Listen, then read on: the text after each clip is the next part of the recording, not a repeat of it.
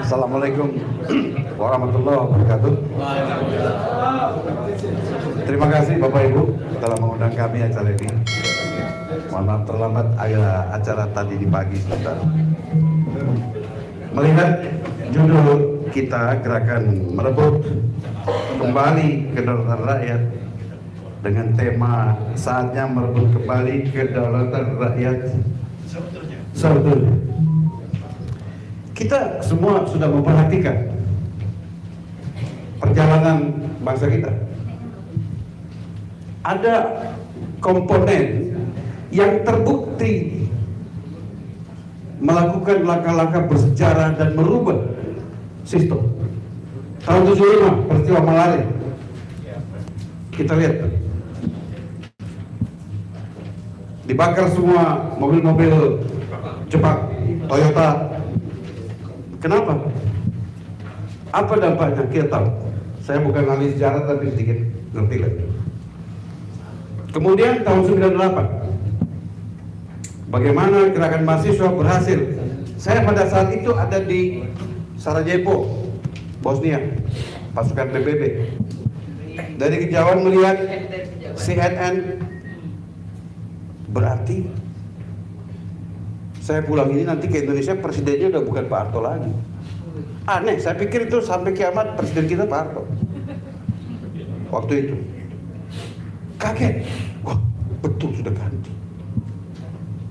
Muncul reformasi, wow itu harapan baru. Dengan cita-cita harapan yang berubah kembali ke kedaulatan rakyat, betul? Ya. Maksudnya itu sudah dimulai itu sudah tahun 98, 75. Setelah reformasi 26 tahun kita kembali bergerak hari ini.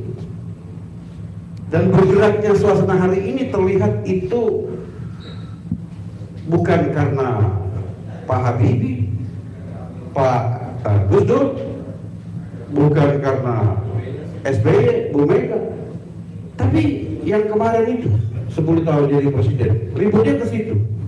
Berarti ada yang gagal di situ. Ada yang memicu emosi publik sebegini berat. Ada apa dengan 10 tahun itu? Satu pun gak ada yang bicara lagi soal Bu Mega, PDIP, Demokrat. Artinya masih masuk daya nalar publik. Kalaupun ada plus dan minusnya. Tapi 10 tahun ini betul-betul mencengangkan, membuat kita heboh sebegini keras. Muncullah gerakan GMKR termasuk satu diantaranya. Terus tujuan tadi merdeka, merdeka, mari kita ini segala macam. Kata-kata itu udah 2 tahun, 3 tahun ini saya dengar selalu diucapkan. Muncul tokoh-tokoh hebat. Hari ini kita muncul, waktu itu Purnawirawan perwira tinggi TNI dan 3 orang Polri. Polri 3 Pak. Saya jamin mereka itu bukan parcok. Betul. Kalau yang diam aja itu parcok.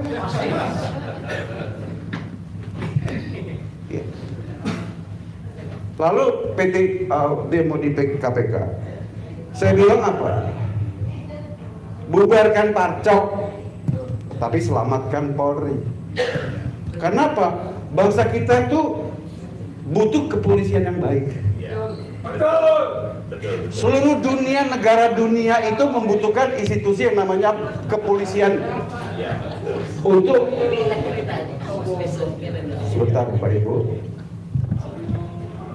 Seluruh negara, seluruh bangsa itu membutuhkan kepolisian. Setuju Pak. Tapi bukan parcok. Kepolisian yang benar itu. Karena menjamin keamanan ketertiban publik dari bangun tidur sampai tidur lagi. Bahkan selama tidur pun dia jagain. Kalau TNI mah urusan pertahanan lah, udah jelas itu. Jaga kita jangan dicorek-corek sama asing. Tapi yang di dalam ini loh. Nah, Polri maupun TNI itu ibarat gadis cantik yang sangat pengen di ijab kabul, diajak temen. Karena apa? Seragamnya, senjatanya itu bisa jadi jeger-jegeran. Yang paling senang tuh oligarki dulu. Pengusaha mana yang nggak deket sama kita, Pak? Yang mau tempel sama kita ngadep-ngadep, bawa permen supaya kita senyum-senyum. Ternyata bukan pengusaha oligarki, itu masih urusan duit lah itu.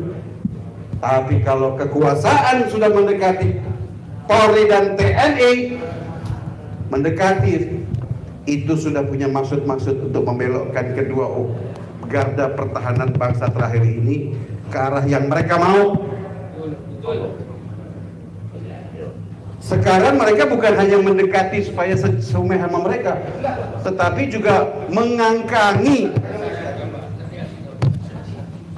polisi dan tentara sehingga bisa diatur-atur. Berubahlah itu istilah parcok kayak partai. Tapi yakinlah saya, tidak semua pengen jadi parcok, takut kalau gak ikut jadi parcok nanti kenapa. Tidak semua anggota TNI mau jadi parcok, nggak mau. Bapak lihat nih Bapak ini TNI, mereka nggak mau jadi parcok. Tapi yang jadi parcok, Bapak juga tahu siapa-siapa. Nah, Bapak Ibu yang saya muliakan, mohon maaf tadi saya lupa nyebut satu persatu, tadi terakhir saya sebut juga satu-satu. Kembali ke tema saya itu, kita lupa komponen bangsa yang selama ini berhasil 3 kali memberikan dasar-dasar pemikiran ke lebih baik menuju kedaulatan rakyat. Dan saya lihat 2-3 tahun terakhir komponen itu kok diam.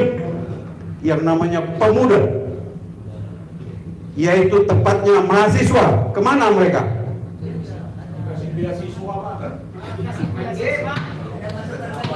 Komponen-komponen yang ada tadi seperti ibu yang cantik tadi bilang, kami dari ibu cantik menjadi ibu tukang demo. Tapi ya itu, begitu kepanasan, make up meleleh, minggir. Enggak. Kalau enggak, buktikan sama kami ke depan.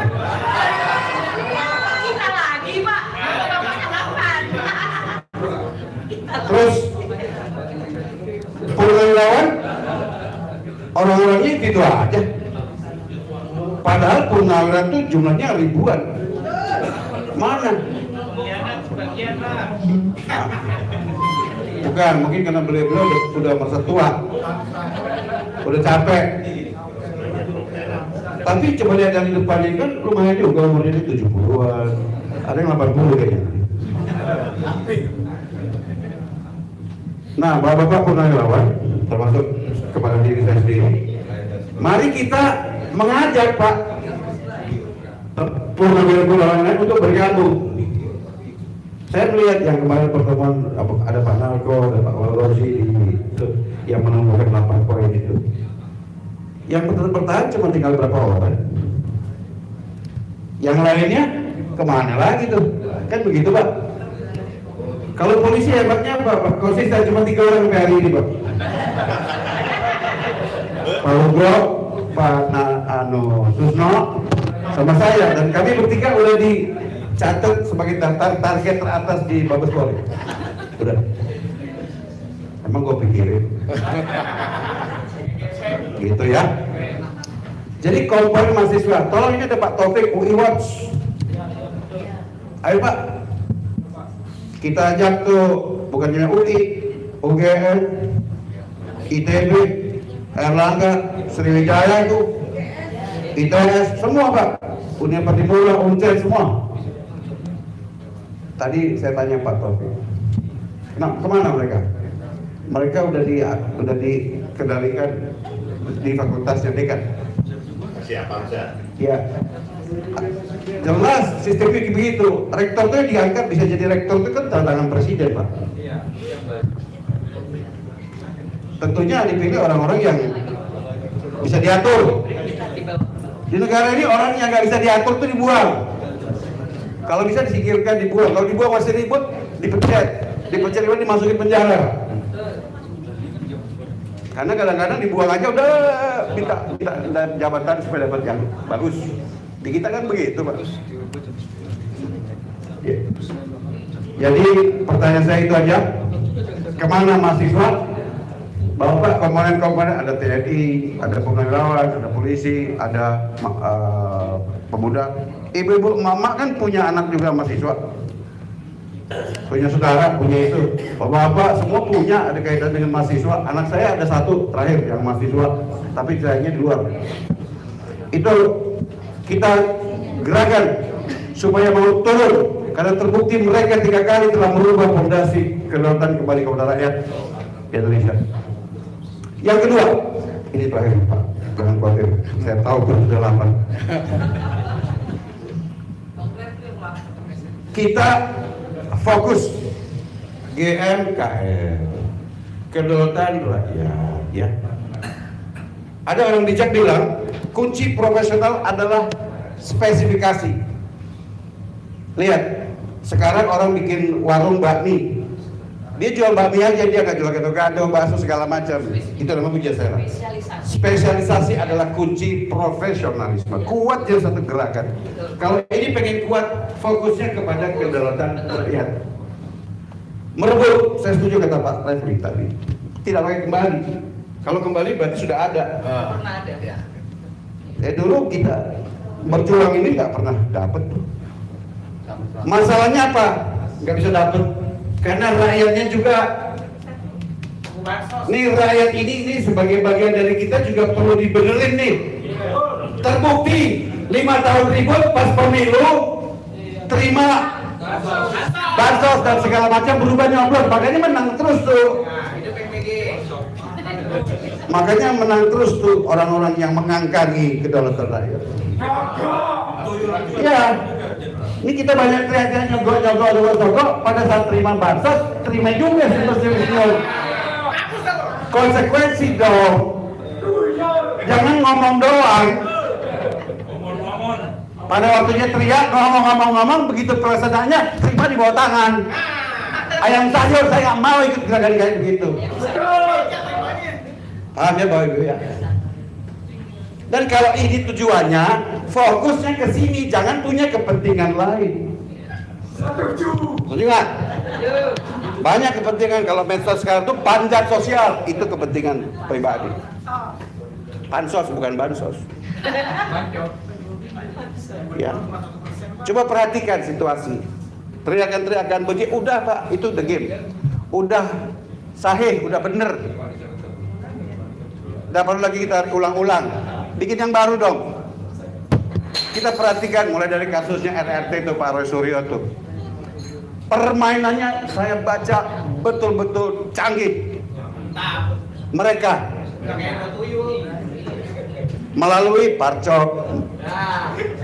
Mudah-mudahan gak jakcok, kejaksaan coklat. Enggak hakim. Sama. Kenapa? Saya udah ngalamin. Kalau sudah dikendalikan itu bukan cuma polisi, habis polisi selesai jaksa, begitu P21. Udah begitu hakim putus, terserah mau ada bukti nggak ada bukti, legitimate jadi. Bapak Ibu, saya ingatkan, saya ingat Pak Azam ini ada satu ide lagi. Ya. Tanya dulu kepada diri kita, benar nggak kita fight? Kalau kemudian ditawari SP3 sudah mau pindah, ngapain? Corek tuh. 100 miliar. Udah tahu saya itu gak ada bukti Pak. Saya ngomong cuma ada bukti. Berjuangan itu apakah yang begitu akan terjadi sama kita? Pertanyaan kepada diri kita. Iya. Malu. Mau alasan segala macam, cara begitu. Karena Bapak Ibu, ini saya ingatkan, kita 350 tahun dijajah Belanda itu bukan karena Belanda itu hebat, enggak. Saya udah ke Belanda ke sana. Kalau ke Belanda itu kita lompat-lompat tuh dia tenggelam. Saking kecil negara itu. Dia hebat karena kita bangsa pengkhianat. Di Ponorogo ditangkap Belanda, digantung karena pengkhianatan Sentok.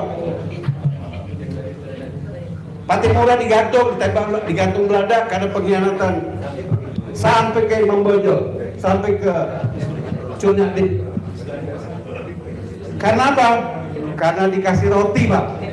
Dulu dikasih roti Belanda, sekarang dikasih roti sama Belanda rambut hitam alias company. Maukah kita seperti itu? Pertanyaan kepada diri sendiri. Jangan teriak-teriak begini nanti pas mau pemilu pada diam karena udah terima bansos. Begitu. Terima kasih yang terhormat Pak Tangko, Pak Marwan, Pak tokoh-tokoh. Mohon maaf tidak bisa saya sebut satu. Mohon maaf bila kata-kata saya terlalu tidak pas. Saya tetap bersama dengan aura semangat ini. Saya berdoa semoga berhasil dan sukses menuju tujuan. Saya akhiri bila taufiq wal hidayah. Wassalamualaikum warahmatullahi wabarakatuh. Saudara sekalian,